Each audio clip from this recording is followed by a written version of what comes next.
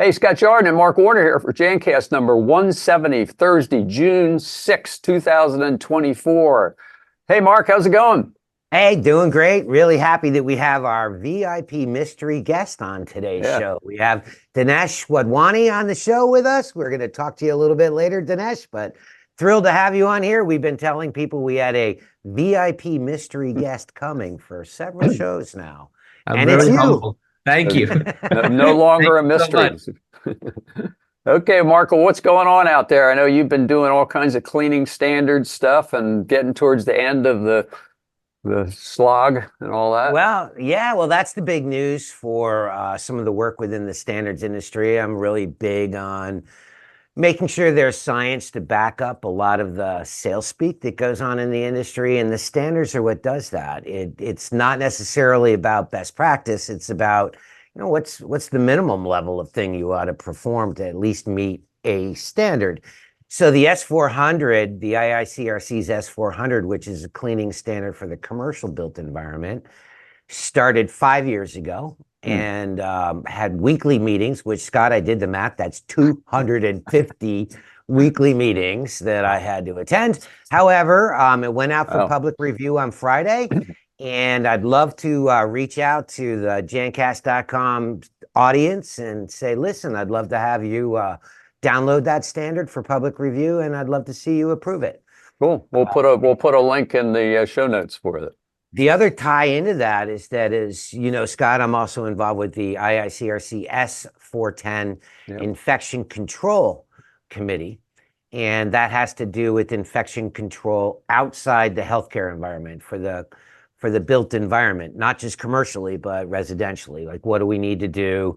We're not walking around wearing hospital gowns, but what do we need to do, in a normal environment, like an office or a home or even industry? And that's going to be going out for review in about 30 days. So really happy to see all of that effort come to a closure. Not closure, but actually it's probably better phrased. It's a horse finally leaping out of the gate.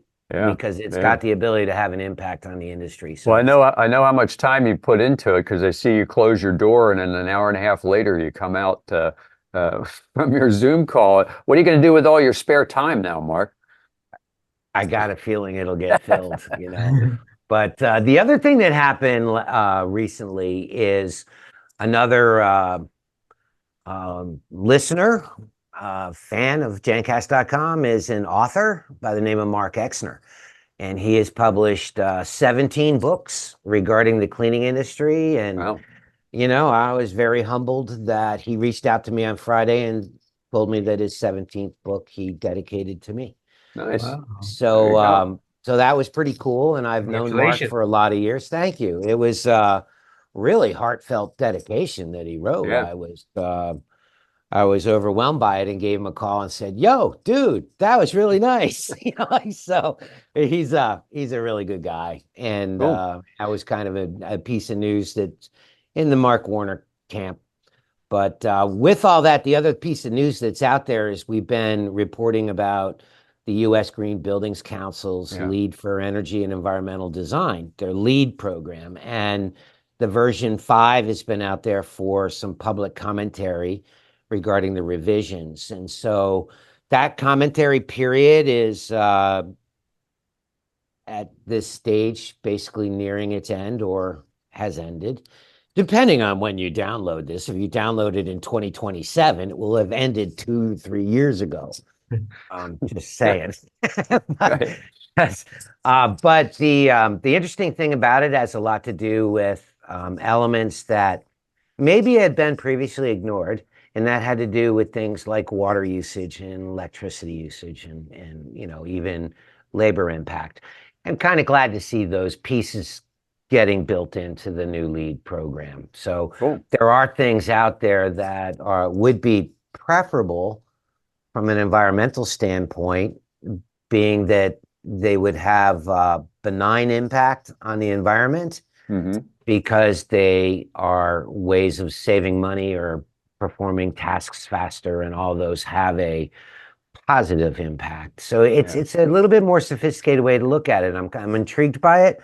I can't say I agree with everything that's said in it. There's some things I kind of take issue with, but in a world of having to live by consensus, so you kind of got to take the good with the bad sometimes. And So if I may chime in, don't forget in the lead version 5, there's a big chapter on air quality too. Oh, okay. Especially, yeah, it's part of ventilation optimally and things like that. So Perfect segue. Thank you, Dinesh. So we've kind of dove we've really gone deep into this whole science-based thing because we just lived through the whole pandemic where people were spraying vegetables and getting their bodies sprayed down, and you didn't know what was right, what was wrong, what's dwell time, what's not dwell time. And it's nice that we're really getting down to fact-based stuff that kind of really is real. So Mark, you want to run down our previous guests that we've had, and then we'll get into some more detail with Dinesh then. Well, it's really fascinating to me, Scott, that Yeah. I'd say in the last 6 months of Jancast episodes, it's been a really heavy duty focus on science and facts.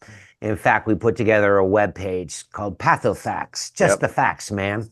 And what's been going on within the industry has been a lot of sales speak and a lot of things that weren't necessarily substantiated by science. And so we got started early on. We talked with Bob Ferguson, who was representing the ATP meter folks at Kikkoman, and talked about how monitoring and testing for cleanliness of surfaces was particularly relevant. We also talked with Steve Cooper, who was an electrostatic scientist, actually the person that laid out the first patents on how electrostatics that work, the ones that do work, how do they work, and what makes them work, and what makes those that made claims to do it not work. What were the missing elements? And I learned that he actually owns the patents for some of the things that drive that. And his background in electrostatics was outside of the cleaning industry. It had to do with spray tanning booths and things like that in agriculture. So that was fascinating. And that took us into Dr. Charles Gerba, who is fantastic. He's talking about toilet plumes and sink splash plumes and rug stomping plumes and notice Mark thinks toilet plumes are fantastic. I do, I don't know, boy. It's not kind of wonder about you. It's Only like Mark.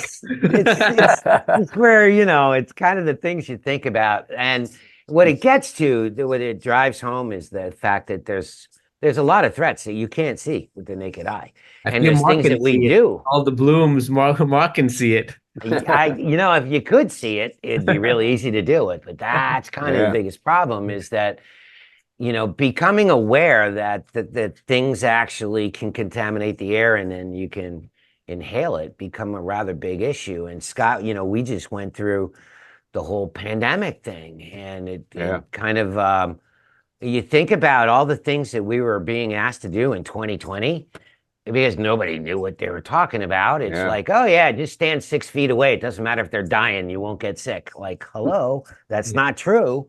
And I just put on a dust mask and that'll be good. Like, are you kidding? That's like putting a screen door on a submarine. It doesn't work.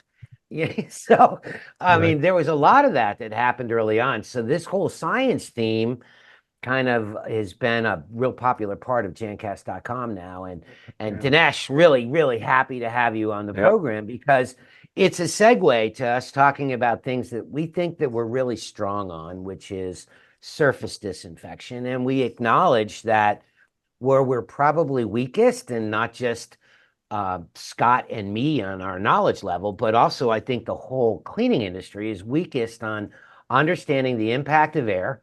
And what is it that needs to be done about air? Is there really a threat? And that's why I'm really welcoming you to the program. I love that you're educating. You've educated me a great deal, Dinesh, and I'm really grateful for that. A pleasure to be here.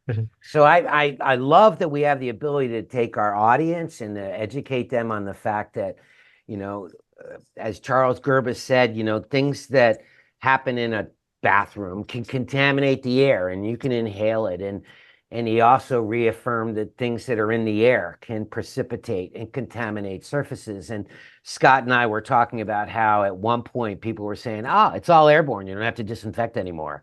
It was like, no, that's not true. They interact. There's an interaction. Yeah. So we were hoping, Dinesh, that you could talk about that. And before I let you, I'm going to tell our studio audience and our audience at large about you. I mean, Dinesh is awesome.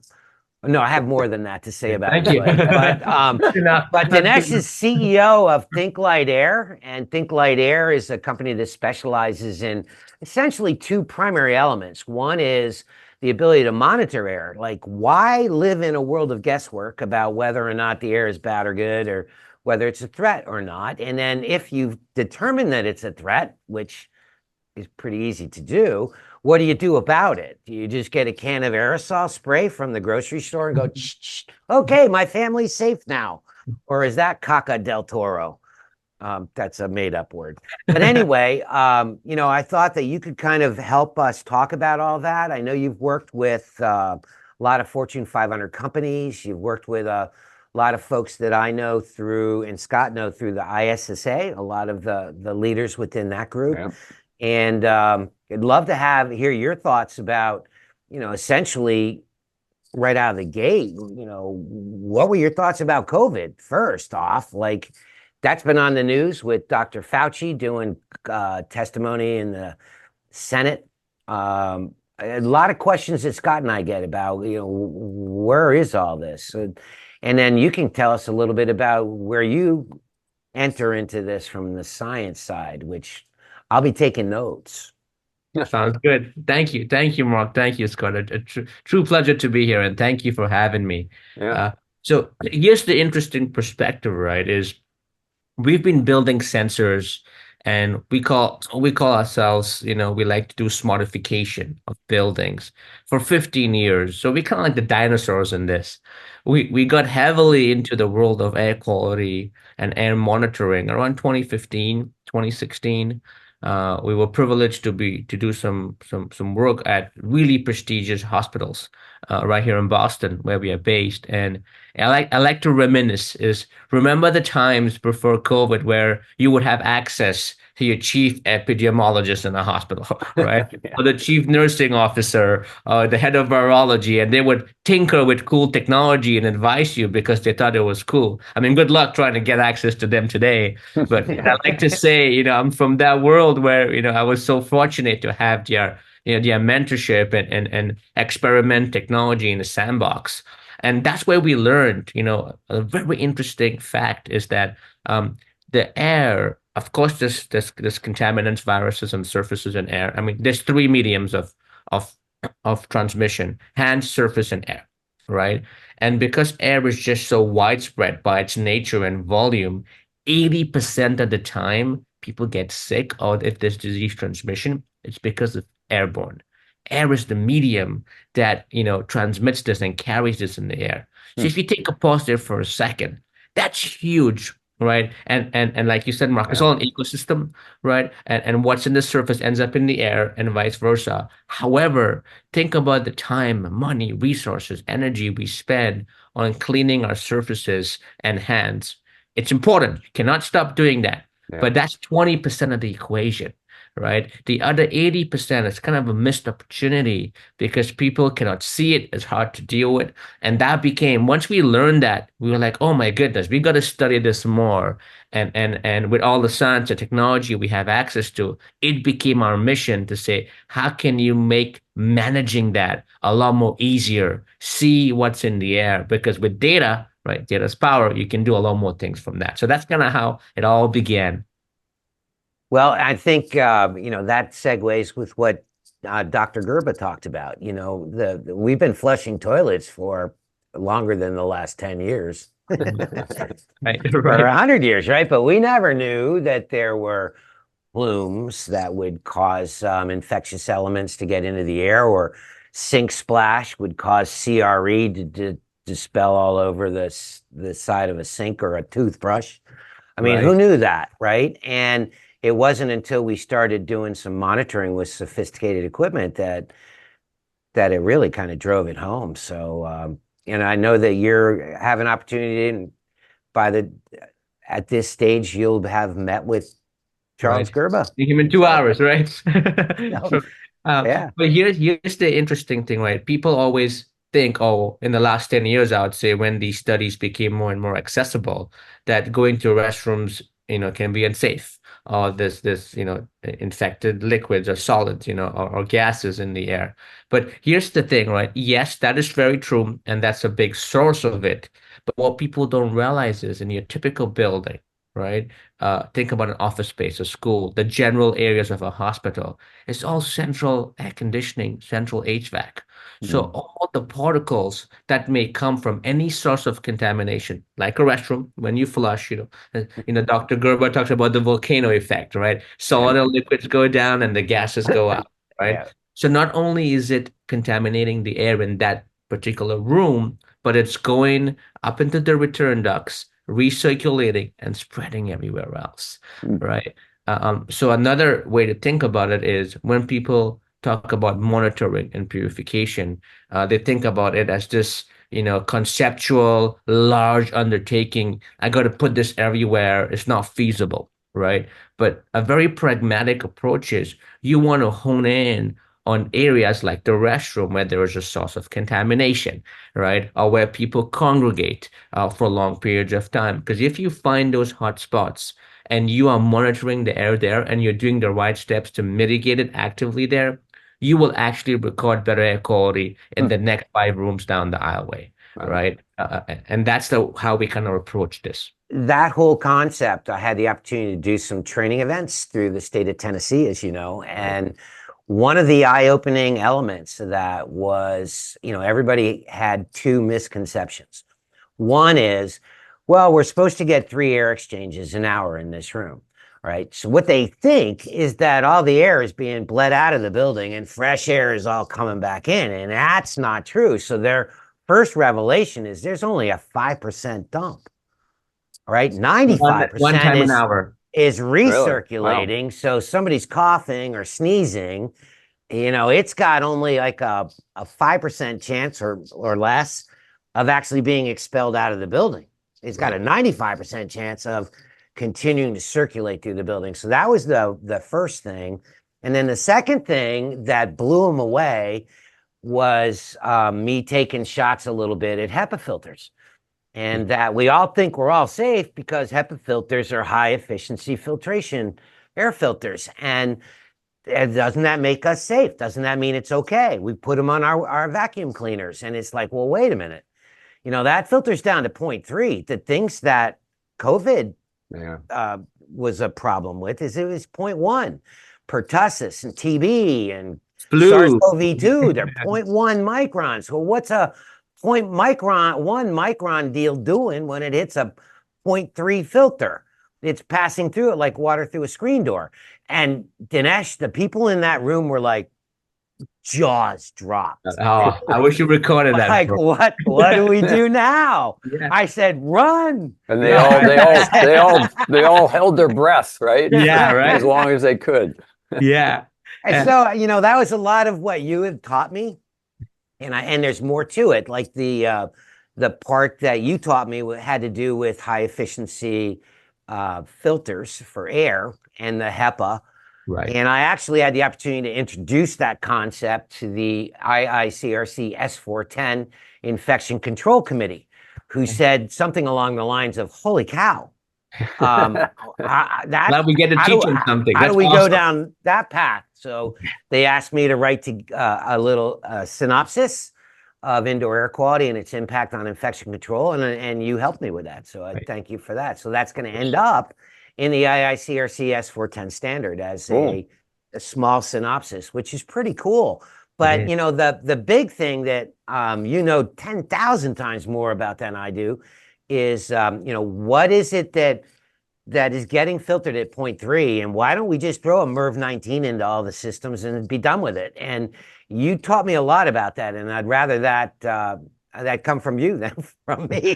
So maybe you can kind of give us the big You're a picture. pro now too, Mark.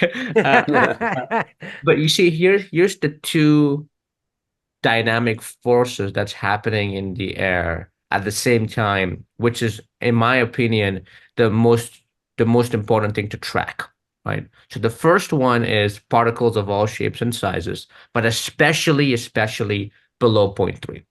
And quick fun fact, biology 101 here is the reason why everything below zero point 0.3 is particularly more dangerous is because in our lungs, we have holes in our lungs, and your lungs kind of works as your God-given filter.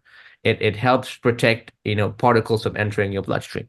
And it's not a coincidence that viruses fall below zero point 0.3 because the diameter of our smallest hole in the lungs is 0.3 microns, right? So anything above zero point 0.3 will kind of get captured by your lungs, right? So a great example is, let's say someone's an avid smoker, right? After 10, 20 years of smoking, smoke particles are about 4 or 5 microns, they are larger. You go to a doctor's, you do a CT scan, your lungs look black, right? Your lungs kind of absorbed it, right? Now you can't really change that filter now, right? But that's what our lungs, one function of the lungs is. At the same time, when you have zero point 0.3 microns and below, it's going right through your lungs and into your bloodstream. So that's how all these diseases work, right? You and I could be feeling completely fine, and we meet someone for lunch or 30 minutes, and an hour or two later, you feel like crap, right? You start to get a fever. That's how fast it can go through our body.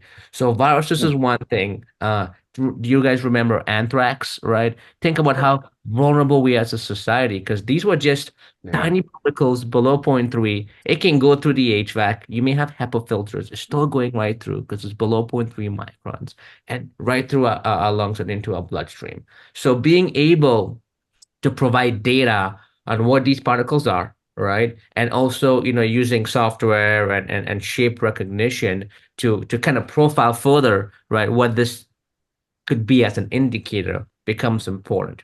But that's just half the story. Right.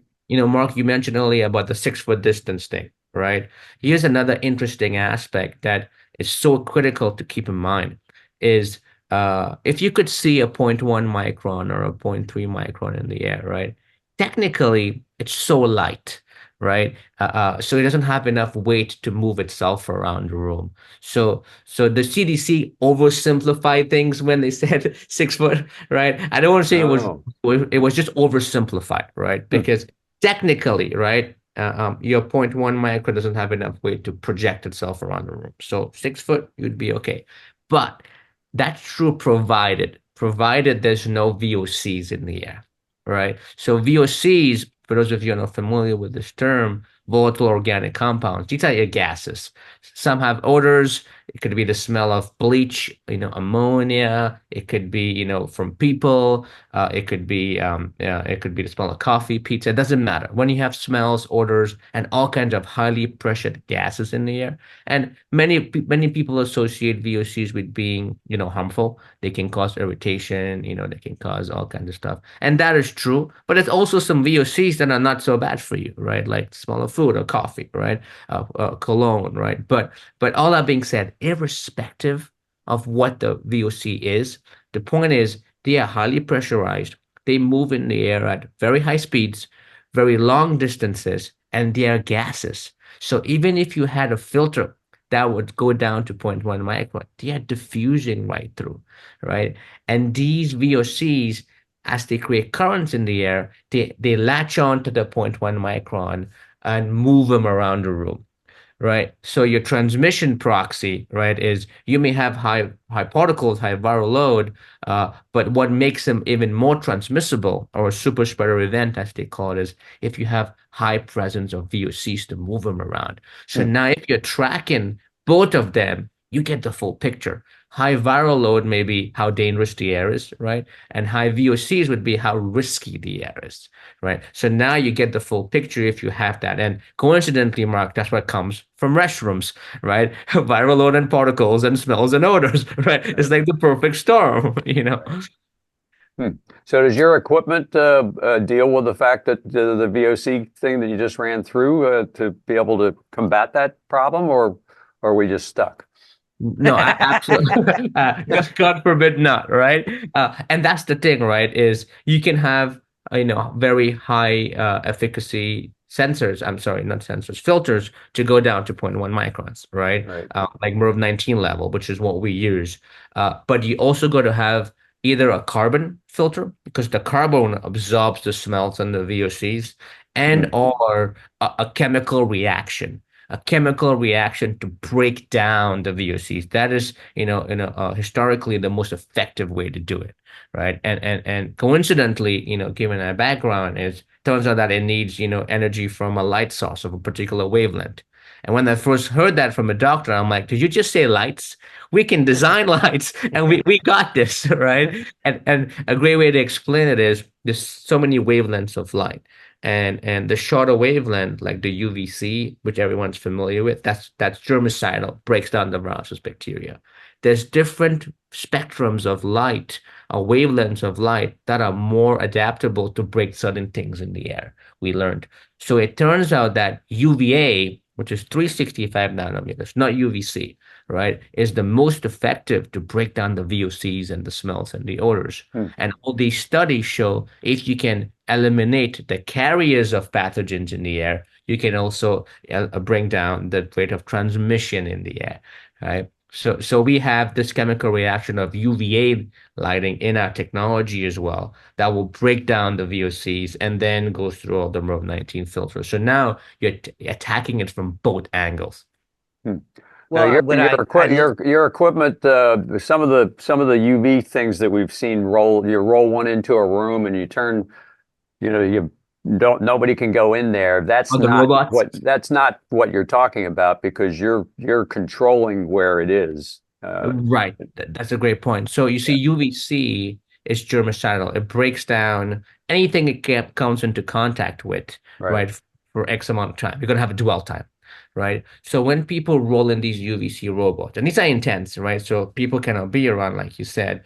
And what's happening is they're shining on the surfaces for Right. long enough to break down everything on the surfaces. So for those reasons, that's good.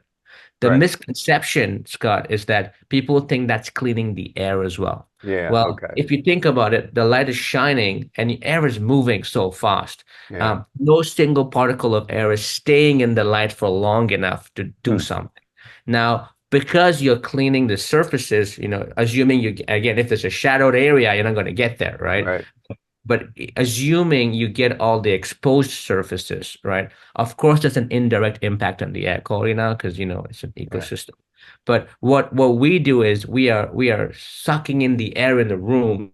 It goes into the belly of this machine, and now it's in the belly for a healthy enough dwell time, a second or two, where you're Okay. blasting the light and you're releasing it back out. So the good news is you're actively cleaning the air as people are in the room, and it's contained, right? Versus going out. Because that's the thing with these robots is even let's say you assume it does the perfect job and the room is completely clean. It's as clean for as long as the first person walks back in, right? Yeah. And when they come back in, you start to transmit as well. So that's why the active cleaning and measuring of the air while people are in the room is the only way, right? We can save ourselves because we can't tell everyone to just run away, right? Yeah. Even I know Mark would like that. He said it a couple of times.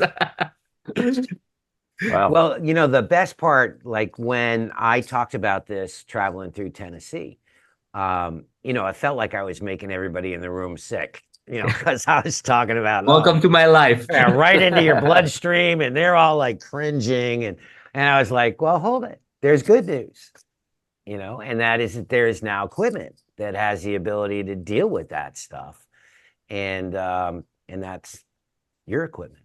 Yeah, no, I appreciate it. Yeah, and we try to get better at it every day. And to me, my favorite thing about it is it's a self-validating system, right? We are very data driven.